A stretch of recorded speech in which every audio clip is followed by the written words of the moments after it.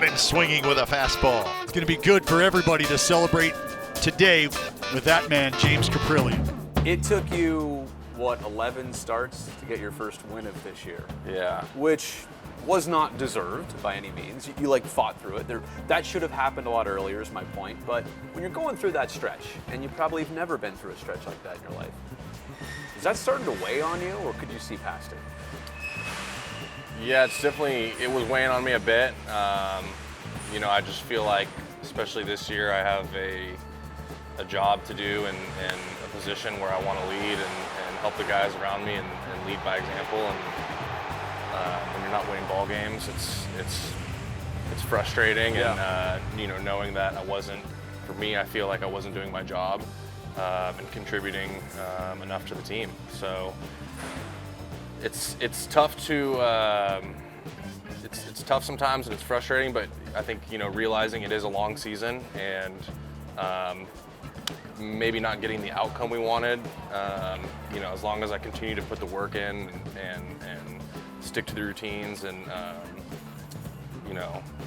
continue to try and improve and evolve, a lot of that stuff ends up taking care of itself. And like you said, it took longer, but we finally got a win. So I think we're on the right page now. What is the most important stat to a pitcher? Is it even the win-loss record? I think it's ERA. Yeah, for me it's ERA. The wins and losses, personally, I was just trying to explain this to a couple of position players as a pitcher. When you get a win, this is just the way I feel, but when you get a win, it's great. You feel like you do your job, but you don't really look too much into it. Right. When you get a loss, you feel like you didn't do a good enough job, or I feel like I didn't do a good enough job to put my team in a position to win. Right. And I feel like I hold myself more accountable. And the wins, losses are, in a major league season, a lot of things have to go your way for you to get the win. So they're hard to get, but you do need to appreciate them when you get them. But yeah, for me, I think it's ERA and try to keep guys off base. You've been an Oakland Athletic for quite some time. So long, in fact, that I think most people forget you're drafted by the Yankees. Right. Drafted very high by the Yankees. First round, 16th overall in 2015. Real quick on that note, you never really got to be a Yankee. Right. But what was that like? Your entrance to professional baseball was being drafted by the Yankees. It's pretty cool.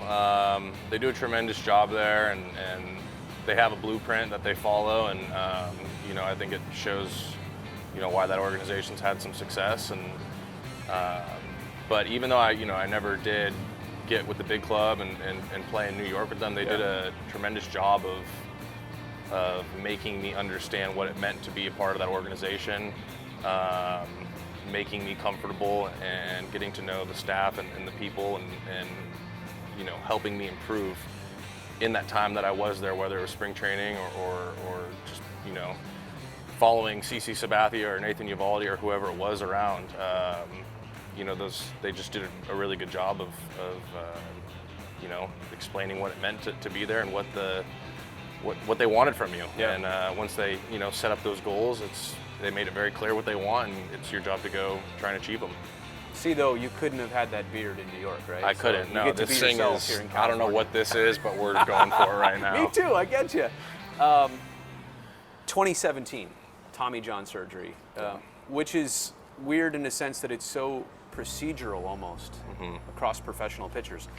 Thankfully, the numbers I think have gone down in recent years, but at the time when you went through it, so many pitchers getting that specific surgery. So yeah, commonplace, but I bet when you're the one that's about to go under the knife, there's a lot up in the air. There's a lot to think about in terms of what does the rest of my playing career look like? Yeah, Tom, anytime you're going to get surgery, it's not a fun thing.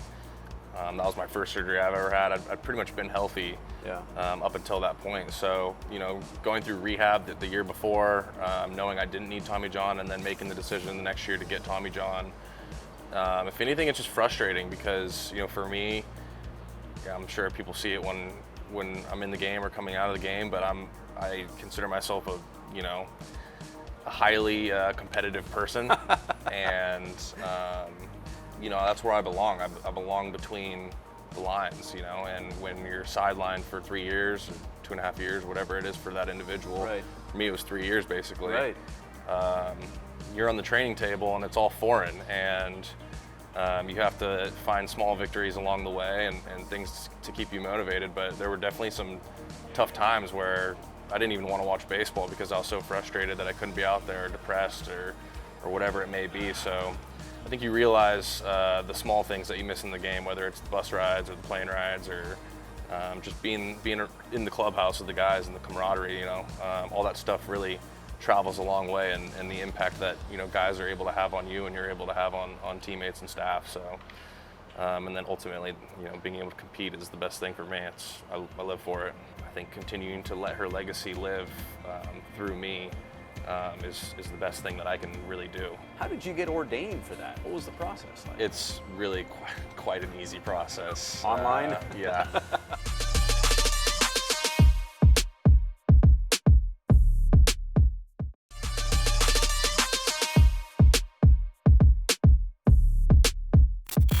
Most of your teammates, I would imagine, still have their mom around, or their mom's in their life.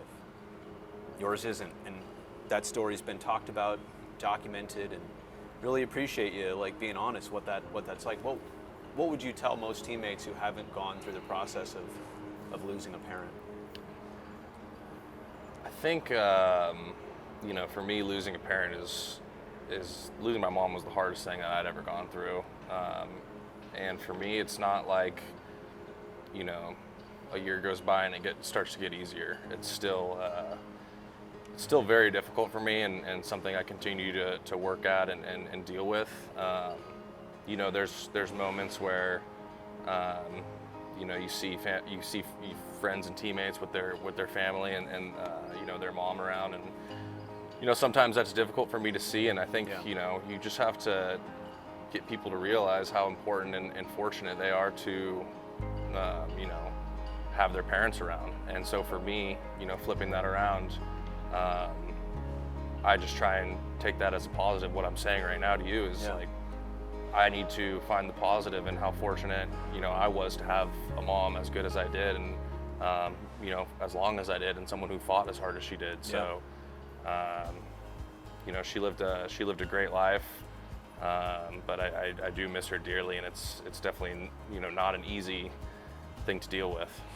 It's probably not an easy thing to continue to talk about, but as I'm planning for this interview, I'm realizing, if you don't talk to James about it, you're not ignoring it, but you're kind of moving on from it, and maybe that's something you never fully really want to move on from. Yeah, I think you kind of hit it on the head. I mean, for me, it is a bit part of my story. My mom was a fighter, and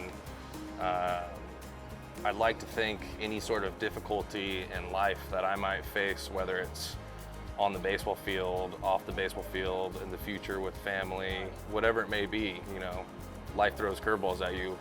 But I want to say that gene that my mom has, of being a fighter and continuing to find the positives in life, I want to say that's carried down to me. And I had just an unbelievable example of a mom and a dad, and I think continuing to let her legacy live through me is the best thing that I can really do. That's great perspective. Your dad was quite the star in your first big league start. Nobody's ever going to forget that game at Fenway. Yeah. Doug was all over the place. But I haven't seen a lot of him lately. I imagine he's still watching every game from somewhere, right? Yeah, he's watching every game. He's dialed in. He loves it. He's still coaching me, even though he shouldn't sometimes. So how does that work sometimes? Dad, I'm in the bigs. I've got a staff to help me out here, and you've known me the longest. But how do you do that? How do you carefully do that? It's good. I mean, I think sometimes we butt heads naturally, and we both have strong personalities, and I think we understand each other, and he wants the best for me and wants me to continue to get better and push to be the greatest baseball player and person I can be. And that's all it is, and I know that anytime he's coaching me, it comes from a place of love. Mm-hmm. But there's always times where I have to be like, hey, I got, I know what I need to do. Like, Right. I'm working, and that's the Right, thing. right. is, Trust me. Yeah, he needs to realize, like, no one's going to outwork me in this clubhouse. Like, I enjoy the process of coming out of these holes and getting better and fighting through the storm. So I think once those conversations happen, he realizes, he's done a good job with me, and he can kind of try and enjoy this. Absolutely. And he got him swinging with a fastball. Hear and see Mr. K screaming through that mask right now, pumped up. This has been such a heavy conversation so far. Deep topics. So, what's the best place and way for you to unwind? Because I know you have to sometimes.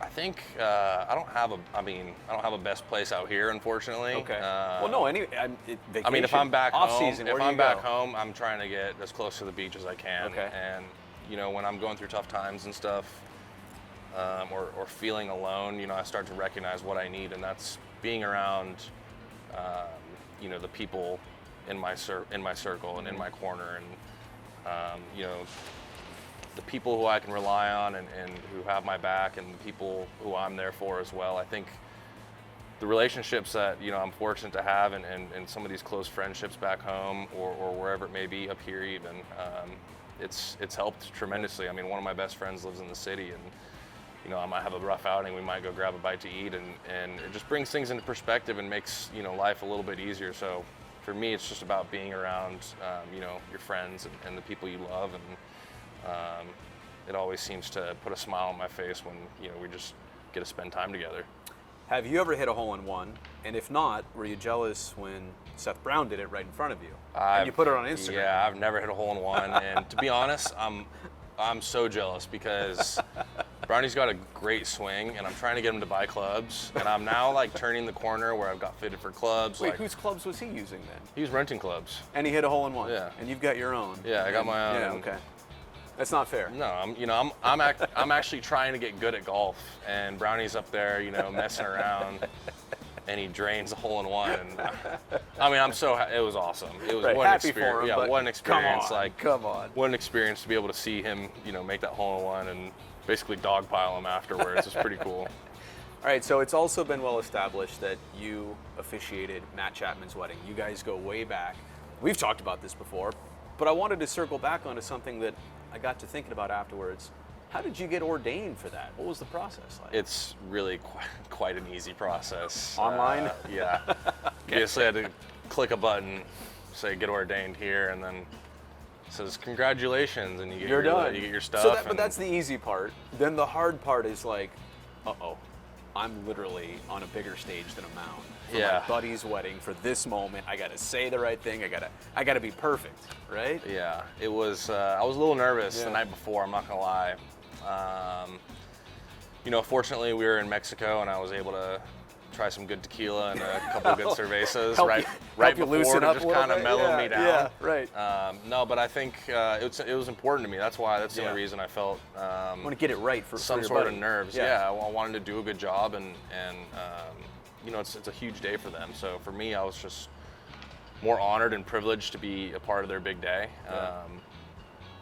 But yeah, I had prepared, and I'm a preparation guy. Like I have my routines and things I want to do, and I was able to get it all done, and I think I did a pretty good job. Nick Allen just got engaged. Are you taking more offers, or you one and done? I mean, Side hustle? Side I hustle? could. It wouldn't be the worst job in the world for the off season, I suppose.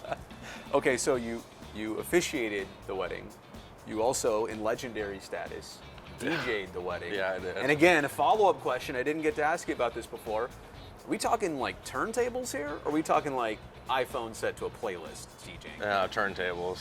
Yeah, I got like. Get out of here. Yeah. And a mixer in between and Yeah, everything? mixer and 2 CDJs. Yeah. You take this seriously. I like music. So Okay. that was one of those things where like had time and had a buddy who knew what he was doing, and just kind of picked it up in like an hour. And You I was got like, into all right, DJing. I got to do this now. And then living with him and some other buddies in the off season, and we might have a nice, what felt like a summer day in like Newport Beach or something, and we just set them up and have a day in the sun and be just playing music and having a good time. So it's just kind of became one of those things where the wedding was happening and they're like, hey, thanks, we can't wait for you to officiate our wedding, but you're also DJing. And I'm like, all right. That's quite the turnaround. If you guys want. From, yeah, Mr. from Mr. Serious to Mr. Let's keep the party rolling. Yeah, here. people weren't quite sure how to take me that day, but I was busy. They should You have a change of clothes for that too? Like, oh, now I'm the DJ. They should have been on payroll, to be honest. All right, so what do you spin there? Well, actually like, what type of music do you even like? Let's begin with that. I like everything, to be honest. Yeah. I love house music, hip hop, country, classic rock. Yeah. Lately, I've been listening to a lot of blues, a little bit Really? of Elvis. Okay. I listen to everything. All right. I really enjoy and appreciate all genres of music. But for that kind of specific event, you got to keep it right, certain tone. Yeah. People kind of want a little bit of house music, so I was kind of playing some disco tracks All right. and some house stuff, and just get the people dancing a little bit and having a good time. Who controls the boombox now in the clubhouse? That's me. Yeah. I knew it. See? Well, you're a DJ, right? Well, we kind of pass the sticks around. Tony gets on there a little bit, Yeah. Elvis a little bit, but when they're on the plane or whatever it is, I'm usually the one. Mark Kotze likes EDM. That was revealed in an interview I did with him earlier this year. Okay. I was kind of surprised, to be honest with you. I've always liked electronic music. I know it's not for everybody. I realize some people watching this are cringing right now. I feel like electronic music someday might be looked back at as like the classical music of our generation. It could be. I mean, it's just, I know. That's there's all crazy. sorts. The thing is like with electronic music, there's all sorts of like electronic music. It's so like beautiful, EDM's not necessarily for me, but like house music and deep house and Yeah. like new funk type stuff, like I love that All stuff. right. I don't want to give the hitters too much credit personally. I want to focus. That was well said. I want to focus on what I need to do.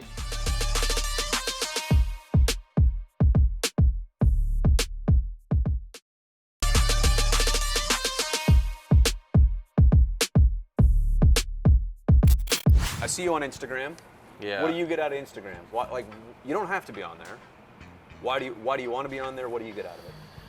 I think another thing is it's one. I think social media is good and bad. Yeah. There's a lot of great things that can come from it, and being Yeah. able to connect and stay in touch with friends or keep up with people and see what they're doing is awesome. But for me, I think just being able to visually see what people are doing is pretty cool, whether it's someone's story or what they're posting on social media or Instagram, for example. I enjoy it. So I think photography is pretty cool, and one day would like to pick up a film camera and hang out with Z-Man a little bit and get some shots. We know some people. Yeah, we got some honestly. cool cameras here I today. know. Yeah, these are nice. Way nicer than anything I've ever seen. That's cool. No, I like that. And Z is awesome. He could show you a few Yeah, things. he could. On the last road trip, and as we record this, I realize that might be dated. You do a post-game interview. I could barely pay attention to what you were saying because you sported the God. the button-down tie-dye deep V shirt, right? Now, it's not the first time I've seen you. You're very fashionable, right? I'm not saying other people aren't. I'm just saying you're good with exploring.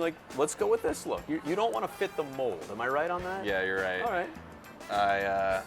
It's just another outlet. I think it's just another, chance for me or individuals to express who they are. And Is that SoCal stepping out, by the it way? is. Too? It Yeah. is. I think being in LA and Orange County, I think people dress totally different, or I don't know. They just have all their different styles, and I think being around people like that, I never like to dress one way and then have that be me. You know what I Okay. mean? So Throw people off. yeah, I like to mix it up. right. There's some days where I look like a beach rat, and then there's other days where Clean up a little bit. I clean up, and I want to feel like James Bond, honestly. So That's a good one. That's a good one. I think it's awesome, man. It's good. All right. Day before a start. I know a lot of people will do the day of a start. What do you need? And I do want to get there, but I think it starts day before your start. What are the things that you have to do, you want to do, that you need to do to get ready for the next day or night? For me, obviously the most important thing is what's happening in the field is in my catch play, and just, you know, obviously not pushing it too hard, but, you know, making sure I'm dialed in and feeling the right things. I do lift the day before as well, which a lot of people might say is crazy, but I do like a pretty light potentiation lift, meaning I'm doing like super, not extremely heavy weight, and it's like a 15-minute workout where I might be doing a quick deadlift or like some jumping stuff. Trying to activate trying the to muscles. activate the body and create just a little bit of tension where I'm not going in too loose. But, you know, I do that and like, you know, have mobility and like kind of a hip series that I do. And obviously during the game, try and hydrate as much as possible, where the next day I don't have to worry about crushing a ton of fluids because I'm just already where I need to be. And good night's sleep. I mean, I think that's the most important piece right there. Good night's sleep and a good meal, and wake up and get ready to go. But I will say, like, there were times during the season where, you know, I was pressing a little bit, and I was having a hard time sleeping because I wanted to go out there and do my job and get it done. Absolutely. And at that time I wasn't, so I was really, you know, a little bit probably too antsy and looking forward to that next day getting there sooner than later. I imagine the day of your start then, you're very locked in, you're very focused. Are you saying hi to people or no? Yeah, I am. I think there's a line there? I think there's a line, yeah. You know, I come in and it's usually pretty loose. First thing I do is usually grab a bite when we get here and get right on the music and make sure I want to play some good music and make sure everyone's kind of like, all right, we're locked in today, you know what I mean? And yeah, I try and keep it loose and, you know, talk with the boys, check in on everyone, see what's going on. And then I think there's a time around, you know, 4 o'clock, 3:30, 4 o'clock, where the switch gets flipped. And yeah, that's my favorite part of the day because I lock in on what I need to do and keep it loose, keep it fun. But then when it's time to go, you know, they're ready to go. Is all your studying done with the iPad done on the day of the start? Done before that? I've been studying for The whole time? 3 days now. Okay. So that's important to me as well, is being able to, you know what I'm looking for with certain hitters, and on a series like this where I have the third game, I'm sitting back and I'm watching our pitchers, you know, pitch against the Blue Jays and watching how they attack them and seeing what success and what's not successful against them, and then obviously want to make that applicable to the stuff that I have and my start. And would you say it's several hours of preparation per start? I wouldn't call it several hours because I don't want to give the hitters too much credit personally. I want to focus. That was well said. I want to focus on what I need to do to have success, not where they're really good at hitting the ball. What you're just trying to get familiar with. Right. Who are these guys? Yeah, I'm looking at. But I know what you're heat saying. maps. You don't want to make it all about that and not about what you need to do. I want to make it about, hey, if I handle this and I'm able to put the ball in this position, I will have success. This has been a rough A season. We talked about that at the beginning. Are you still finding ways to get better, make this season fun internally? Still getting through this okay? That's the most important part, is, you know, continuing to get better and realizing, you know, we're still fortunate. We're still playing baseball at the highest level in the world, and there are really a lot of good baseball players in that dugout and in that clubhouse. So we're going to continue to work. We're going to continue to get better, and you know, we want to continue to build that culture that is going to win ball games, you know, here in the future, and then whenever that may be.